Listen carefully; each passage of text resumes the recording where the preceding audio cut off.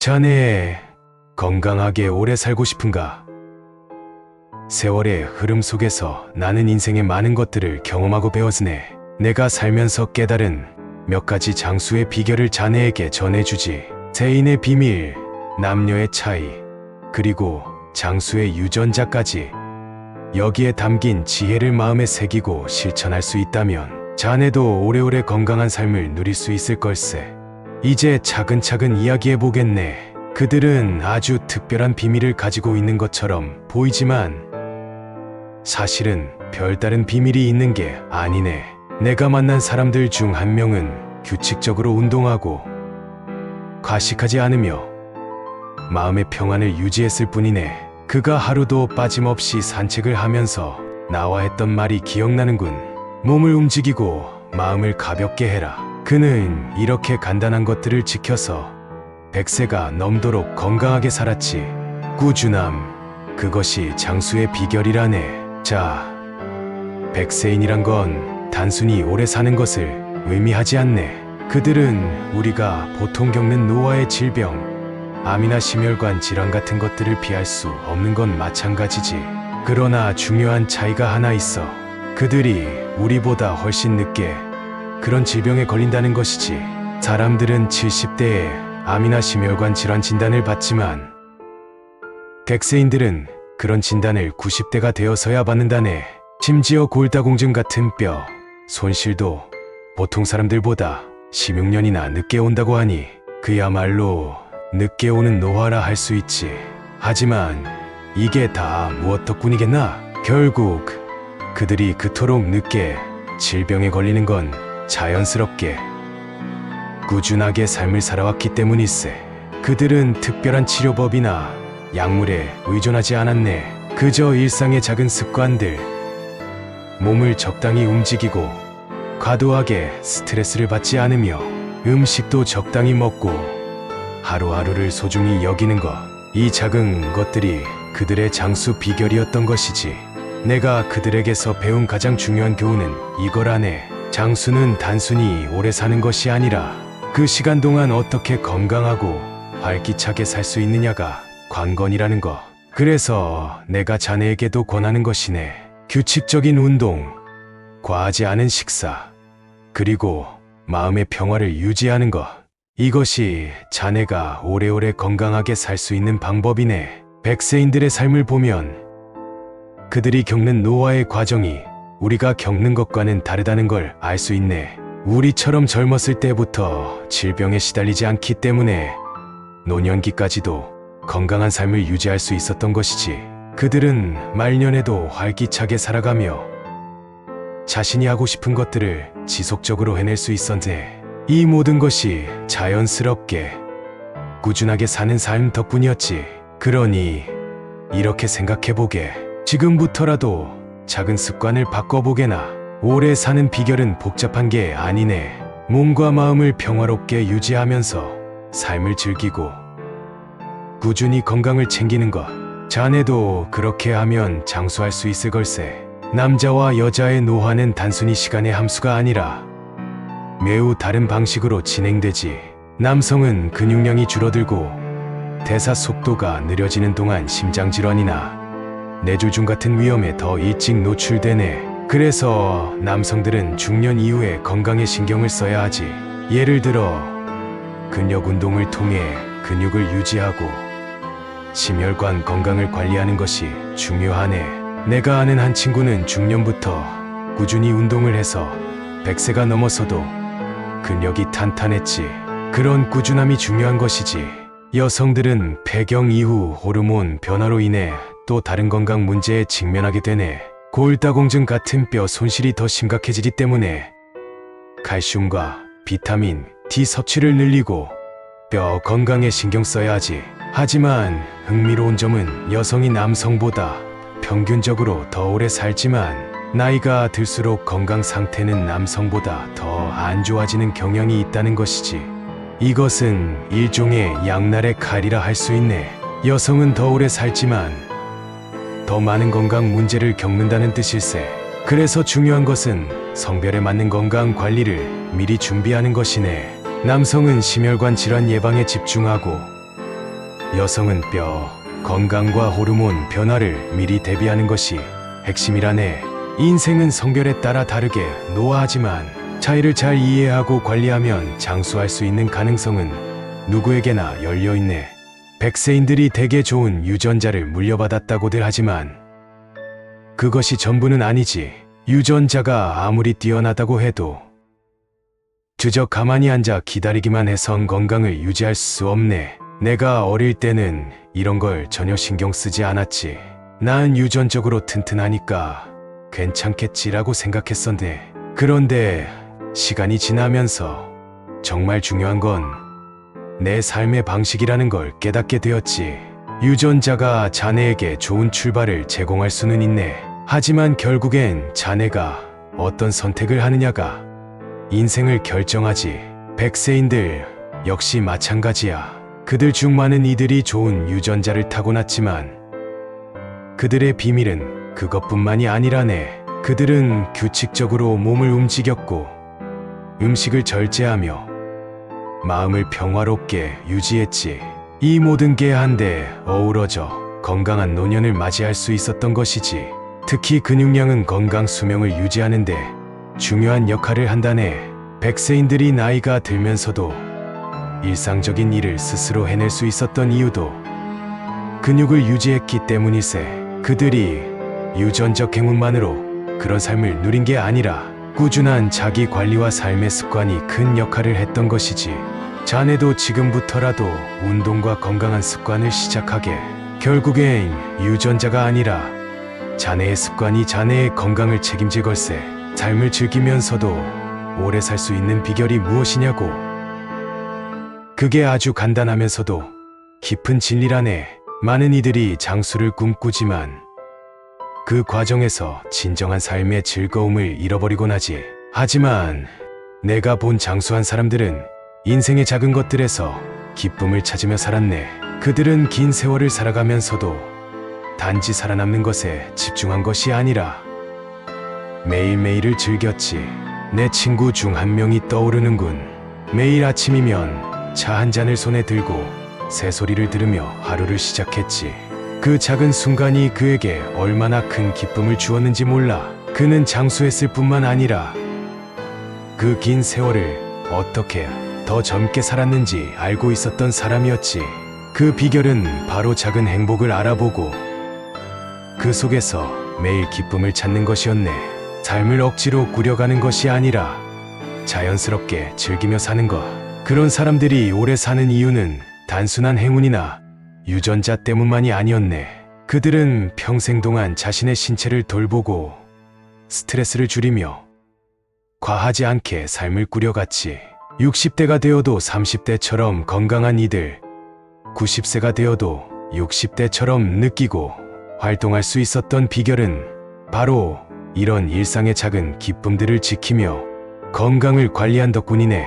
덤으로 주어진 10년, 20년을 더 누르는 건 이런 삶의 방식 덕분이었지. 또한 백세인들은 그 끝자락에 이르렀을 때 질병으로 오랫동안 고통받기보다는 짧게 아프고 생을 마감하는 경우가 많았네. 그들은 나이가 들면서도 생물학적으로 더 젊은 상태를 유지했기 때문에 마지막까지도 건강한 삶을 살았던 것이지.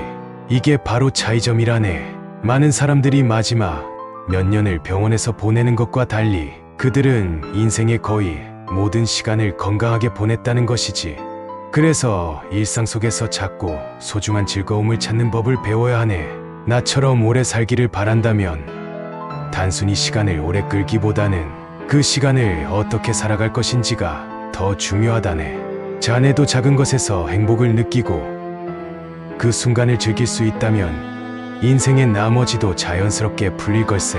유전자 분석이 현대의학에서 아주 중요한 도구로 떠오른 건 사실이지. 요즘 사람들은 백세인들이 특별한 유전자를 타고나서 장수했다고 생각하는 경우가 많네. 물론 유전자가 어느 정도 영향을 미칠 수는 있지. 하지만 내가 아는 백세인들은 자신들의 유전적 약점도 알고 있었고 그것을 극복하기 위해 부단히 노력했네. 그들이 그냥 운이 좋았다고 생각하면 오산이야. 그들의 장수는 단순히 유전자의 덕이 아니라 자신이 가진 유전적 정보를 바탕으로 더 나은 선택을 했기 때문에 가능했던 것이지. 나도 한때는 유전자나 운명 같은 것에 맡기고 살던 시절이 있었네. 어차피 내 유전자대로 사는 거지라고 생각했었지. 하지만 시간이 흐르면서 깨달은 건 진정한 건강은 유전자뿐만이 아니라 내가 만드는 습관과 선택에 달려 있다는 것이었네. 자네도 유전자를 그냥 정해진 운명으로 받아들이지 말고 그걸 어떻게 활용할지 생각해보게. 내가 만난 백세인들도 자신들의 유전자에 얽매이지 않고 오히려 자신의 몸에 더 잘 맞는 생활 방식을 찾아낸 것이 장수의 비결이었네. 그렇다고 유전자가 아무 역할도 안 한다는 건 아니지.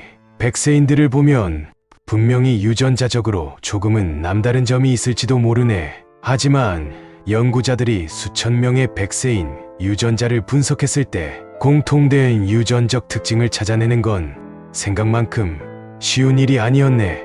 결국 백세인들 사이에 큰 유전적 공통점이 없다는 게 밝혀졌지. 그렇다면 그들이 가진 장수의 비결은 무엇이겠나? 유전자와 행운뿐만 아니라 스스로의 노력이 그 모든 걸 이끌어갔다는 걸 말해주고 있지 않겠나. 결국 우리는 유전자를 완전히 믿기보다는 그것을 참고하는 수준으로 받아들여야 하네. 그리고 나머지는 자네가 어떤 습관과 생활 방식을 선택하느냐에 따라 달려있네. 내가 깨달은 것은 건강에 있어서는 운명이란 것이 없다는 것이지. 자네가 어떤 길을 선택하느냐가 자네의 건강을 결정할 걸세. 유전자라는 게 참 신기한 것 같지 않나? 사람마다 유전자는 다 다르지. 어떤 사람은 나이가 들어도 몸이 유연하고 건강한 반면 다른 사람은 조금만 움직여도 쉽게 다치곤 하지. 하지만 유전자는 우리 인생의 출발선일 뿐이지. 그 끝을 결정하는 건 절대 아니네. 내가 아는 한 친구도 그랬지. 부모로부터 심장질환을 물려받았지만 그는 절대 운명에 맡기지 않았네. 규칙적인 운동을 시작하고 건강한 식단을 꾸준히 유지했지. 그 결과 그 친구는 유전적 약점을 극복하고 아주 건강하게 잘 살고 있다네. 만약 유전적으로 어떤 약점이 있다면 그것을 그저 받아들이기만 할 것이 아니라 극복할 방법을 찾아야 하지. 우리 대부분은 나이가 들면서 암이나 심혈관 질환에 걸릴 가능성이 있는데 이건 자연적인 현상이네. 왜냐하면 자연 선택은 우리가 중년 이후에 어떤 질병에 걸리든 크게 상관하지 않거든. 알츠하이머병이나 심장병 같은 것들이 왜 우리 유전자에서 사라지지 않았는지 궁금하지 않나? 그건 젊었을 때는 이 유전자들이 어떤 이점을 제공했을 수도 있기 때문이지. 늙어서 불리하지만 젊을 때는 유리한 경우가 있단 말이네. 그래서 유전자는 어느 정도만 신경 써야 하네. 하지만 이걸 듣고 운명이라고만 생각해선 안 되네. 내가 경험한 바로는 우리가 유전적인 약점을 극복하고 건강하게 살 수 있는 방법들이 많다는 걸 알게 되었네. 장수한 사람들 중에도 이런 약점을 가진 사람들이 많았지만 그들은 자신에게 맞는 방법으로 건강을 지켜나갔지. 심혈관 질환이나 암을 늦추거나 막아주는 유전자를 가진 경우도 있겠지만 우리 대부분은 그저 그런 운명을 바꾸기 위해 노력해야 한다네. 지금부터라도 자네의 건강을 돌보고 어떻게 하면 유전적 약점을 극복할 수 있을지 생각해보시게.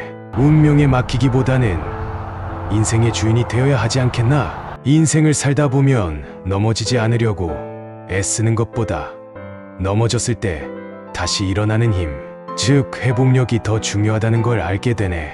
내가 살아오면서 겪은 경험들이 바로 그걸 증명해 주었지.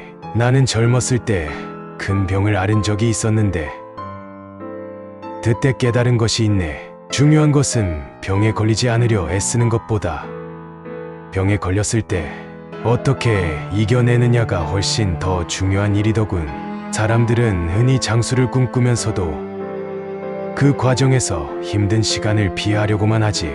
하지만 내가 본 장수한 사람들은 결코 병에 걸리지 않는 무적의 사람들처럼 살지는 않았네. 그들 역시 우리처럼 고난을 겪고 병마와 싸웠지만 그들이 가진 비밀은 바로 회복력이었지. 그들은 병이 왔을 때 그 병을 어떻게 이겨낼 것인가에 더 집중했네. 운동으로 신체를 단련하는 것뿐만 아니라 마음의 회복력을 기르는 것도 잊지 않았지. 특히 장수한 이들은 만성 질환을 피하거나 늦추는데 탁월한 능력을 가지고 있네. 어떤 이들은 병이 10년, 20년 늦게 찾아오고 심지어 30년 뒤에야 겨우 증상이 나타나기도 했지. 하지만 그들의 비밀은 기적 같은 약이 아니라 매일의 습관과 꾸준한 자기 관리였네. 그들은 단순히 병을 피하는 것보다 언제든지 병에 맞설 수 있는 준비를 하고 있었던 것이지. 한 가지 기억할 게 있어. 병에 걸리지 않으려 애쓰는 것만이 해답이 아니야. 중요한 것은 병에 맞서 이겨내는 힘, 그리고 다시 일어설 수 있는 회복력이지. 자네가 어떤 상황에 놓이더라도 다시 일어설 준비를 항상 해두는 것이 진정한 장수의 비결이라 할 수 있지. 건강을 지키는 데 있어서 단편적으로 접근하는 것은 마치 구멍난 배에 물을 퍼내는 것과 같네. 물이 계속 들어오는데 한 군데만 막으려 한다면 결국 배는 가라앉고 말지.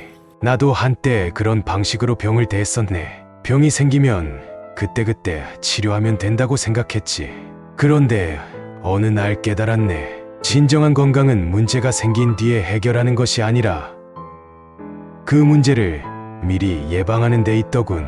만성 질환을 이겨낼 수 있었던 이유는 단지 한 가지 요소에 집중한 게 아니었네. 운동도 했고 식습관도 바꾸었으며 무엇보다 마음의 평안을 유지하려고 노력했지. 이 세 가지가 조화를 이루지 않으면 결국 한쪽에서 문제가 생기게 마련이네. 당뇨병이 생기면 심장질환이나 암과도 연결될 수 있다는 걸 알고 나서는 모든 것이 서로 연결되어 있다는 걸 더 깊이 깨닫게 되었지. 우리는 단순히 병이 생겼을 때 그 병만 치료하는 것이 아니라 그 병이 생기지 않도록 미리 대비해야 하네. 그리고 그 대비는 단순히 신체적인 것만이 아니라 정신적으로도 준비해야 하네. 병이 생긴 뒤에 해결하려고 하지 말고 그 병이 찾아오기 전에 미리미리 준비하게나. 건강하게 오래 사는 길은 예방에 있고 그 예방이 바로 장수의 비결이네. 운동이야말로 인생에서 가장 강력한 도구라는 걸 내가 늦게 깨달았네. 젊었을 때는 운동을 귀찮아하며 대수롭지 않게 여겼지만 나이가 들수록 운동이 내 몸과 마음을 지탱해주는 중요한 힘이라는 걸 알게 되었지. 단순히 몸을 움직이는 것만이 아니라 나를 재정비하는 시간이었네. 운동을 하면서 내 몸의 기운이 다시 살아나는 걸 느끼게 되었고 그 과정에서 정신적으로도 다시 강해질 수 있었지. 백세인들이 오래 사는 비결 중 하나도 바로 꾸준한 운동이었네. 그들이 특별한 회복력을 가진 이유는 단지 유전자 덕분이 아니야. 꾸준히 몸을 움직이고 관리했기 때문에 그들은 나이가 들어도 여전히 건강하게 지낼 수 있었던 것이지. 나는 그들의 이야기를 들으며 깨달았네. 운동이야말로 몸과 마음의 회복력을 기르는 최고의 방법이라는 것을 말이야. 그들의 회복력은 마치 전설의 권투 선수 알리가 포몬의 공격을 버텨내고 마지막에 승리한 것과 같이 철저히 준비하고 꾸준히 훈련하며 경기에서 이길 수 있을 때까지 전력을 다한 것이네. 운동을 시작하게나 하루에 30분만 투자해도 충분하네. 그것이 몸과 마음을 강하게 만들어줄 걸세. 운동은 단순한 체력 단련이 아니라 인생을 오래 즐기고 건강하게 살 수 있는 가장 기본적인 비결이네. 나이가 들면 잠을 잘 자지 못하는 건 자연스러운 일이라네.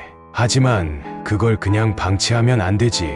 나도 한때는 잠을 못 자서 한참을 고생했던 적이 있었네. 그때마다 괜히 스트레스만 쌓이고 잠을 자려고 할수록 더 잠을 못 이루더군.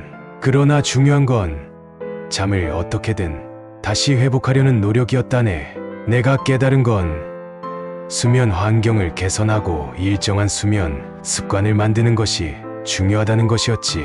방은 어둡고 조용하게 만들고 잠자리에 드는 시간도 매일 일정하게 맞추기 시작했네. 그 결과 내가 다시 숙면을 찾을 수 있었지. 자네도 마찬가지일 걸세. 나이가 들면서 자연스레 수면의 질이 떨어지는 건 어쩔 수 없지만 그렇다고 수면을 소홀히 하면 건강에 큰 문제가 생길 수 있어. 노화로 인해 호르몬 분비가 줄어들고 특히 멜라토닌이 부족해져서 수면의 질이 떨어지곤 하지. 그리고 방광이나 전립선 문제로 밤에 자주 깨는 것도 노화의 한 부분이지. 하지만 운동을 통해 생체 리듬을 유지하고 적절한 생활 습관을 지키면 그나마 나아지더군. 수면은 건강의 기본이니 소홀히 하지 말고 잠을 잘 자는 방법을 꼭 찾아보게나. 불면증은 나이와 상관없이 누구에게나 치명적일 수 있다네. 젊은 사람들도 불면증에 시달리며 그 주된 원인은 대개 스트레스지. 나도 한때는 스트레스로 인해 잠을 이루지 못했던 적이 있었네. 자려고 누우면 그날의 걱정과 고민이 머릿속을 떠다니며 잠을 방해하곤 했지. 그때 깨달은 것이 있네. 스트레스는 잠자리에서 해결하려고 하면 안 되더군. 오히려 그 전에 스트레스를 풀고 마음을 정리해야 잠자리에 들었을 때 편안하게 잠들 수 있다네. 스트레스뿐만 아니라 잘못된 생활 습관도 불면증의 원인이 될 수 있지. 과식이나 음주, 그리고 비만 같은 것이 수면을 방해하지. 특히 비만은 기도를 좁게 만들어 수면 무호흡증을 유발하곤 하네. 수면 중에 숨을 쉬지 않다가 다시 코를 골며 자는 그 현상 말일세. 내가 아는 한 친구도 심한 코골이로 고생했는데 결국엔 그의 수면뿐만 아니라 옆에 자는 배우자의 수면도 방해하게 되었지. 만약 잠을 이루지 못하는 밤이 많다면 그 원인이 스트레스든 생활 습관이든 먼저 그것부터 바로 잡아야 할 걸세. 불면증은 그냥 놔두면 건강에 큰 해가 되기 쉽다네. 몸과 마음을 건강하게 유지하기 위해 수면을 방해하는 요소들을 미리미리 해결해두게나. 식사 후 바로 눕는 거 참으로 나쁜 습관이라는 걸 이제는 알겠지. 나도 젊었을 땐 그걸 몰랐었네. 그저 식사하고 나서 잠깐 눕는 게 편할 줄 알았지. 하지만 나이가 들면서 그게 내 몸에 얼마나 나쁜 영향을 주는지 알게 됐네. 소화가 되지 않아서 속이 더부룩하고 위산이 자꾸 식도로 올라와서 속쓰림을 느끼게 되더군. 그때서야 비로소 식사 후 바로 눕는 습관이 건강에 얼마나 해로운지 깨달았지. 역류성 식도염이 생기면 밤에도 잠을 잘 이루지 못하네. 계속 속이 불편하고 기침이 나서 잠을 설칠 수밖에 없더군. 그래서 내가 배운 한 가지 방법은 식사 후에 절대 눕지 않는 것이었네. 식사 후에는 가볍게 산책을 하거나 의자에 앉아 시간을 보내면서 소화를 돕는 것이 훨씬 좋더군. 자네도 식사 후에는 몸을 조금이라도 움직여보게. 그것이 소화를 돕는 최고의 방법이라네. 결국 젊을 때부터 이런 습관을 바꾸면 나중에 내 나이쯤 되었을 때 건강을 더 잘 유지할 수 있을 걸세. 숙면이야말로 건강을 위한 가장 중요한 요소라는 걸 알게 되면 인생이 달라지지.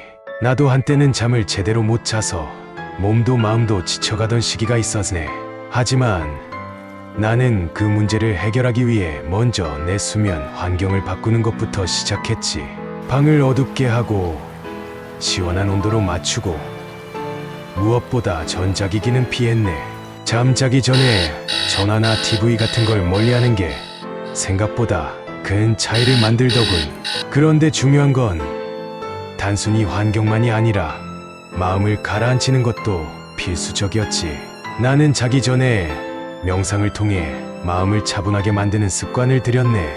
그게 나를 숙면으로 이끌어주더군. 전에는 밤마다 뒤척이며 잠을 이루지 못했지만 이제는 고요한 마음으로 쉽게 잠들 수 있게 되었지. 한번 해보게나. 잠이란 단순히 몸을 쉬게 하는 시간이 아니라 정신과 육체를 회복시키는 최고의 약이라네. 숙면을 방해하는 요인들을 하나씩 제거하고 자네만의 편안한 수면 환경과 습관을 만들어보게. 인생이 훨씬 달라질 걸세. 수면제라는 것이 잘못 사용하면 오히려 해가 될 수 있다는 것을 알고 있나? 나도 한때 불면증 때문에 수면제에 의존했던 적이 있었네. 밤마다 잠이 오지 않아 그 약에 손을 대곤 했지. 처음에는 효과가 있는 것처럼 느껴졌지만 시간이 지날수록 그것이 근본적인 해결책이 아니라는 것을 깨닫게 되었네.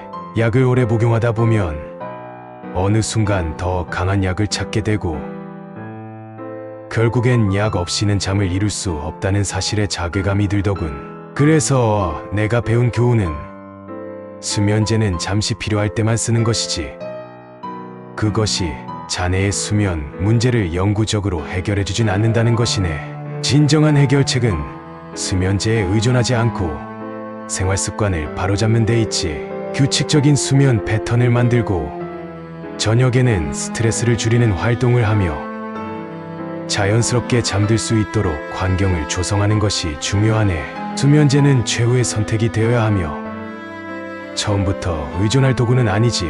결국에는 수면제를 끊고 생활습관을 개선하는 방법을 택하면 그 결과로 다시 숙면을 찾을 수 있었지.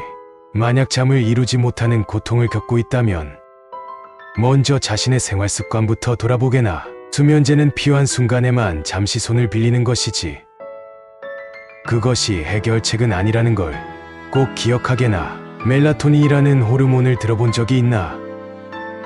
이게 바로 자연스럽게 잠을 부르는 신비로운 물질이지.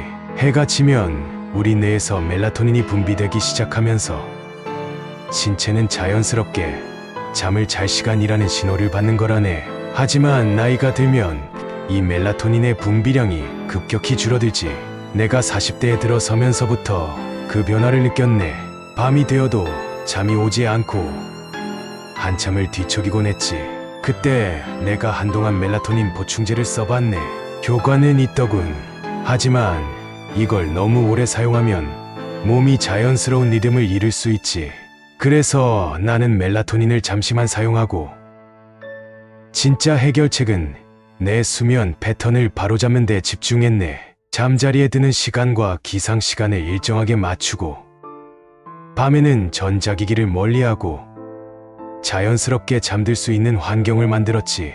멜라토닌을 사용할 수 있겠지만 그것에만 의존하지 말게나. 중요한 것은 몸이 스스로 수면 리듬을 회복할 수 있도록 도와주는 것이지. 멜라토닌은 좋은 도구지만 궁극적인 목표는 자연적인 리듬을 되찾는 것이야. 자네도 잠을 잘 자려면 멜라토닌과 같은 보조제보다는 생활습관을 바로잡는 것에 더 신경을 쓰는 게 좋을 걸세. 멜라토닌이라는 게 참 신기한 물질이라네. 나는 한동안 시차 적응이나 단기적인 불면증 때문에 멜라토닌을 써봤지.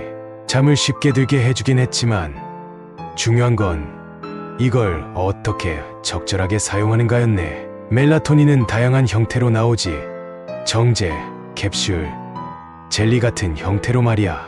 미국 같은 곳에서는 고용량 멜라토닌을 쉽게 구할 수 있지만 한국에서는 조금 다르게 취급된다네. 한국에서는 멜라토닌이 건강기능식품으로 분류되어 있고 일반적으로 2m 서방형 멜라토닌인 서카딘만 의사의 처방을 받아야 구할 수 있지. 물론 이게 나름 안전한 방법이긴 하지만 더 널리 사용되지 않는 건 아쉽다고 볼 수 있네.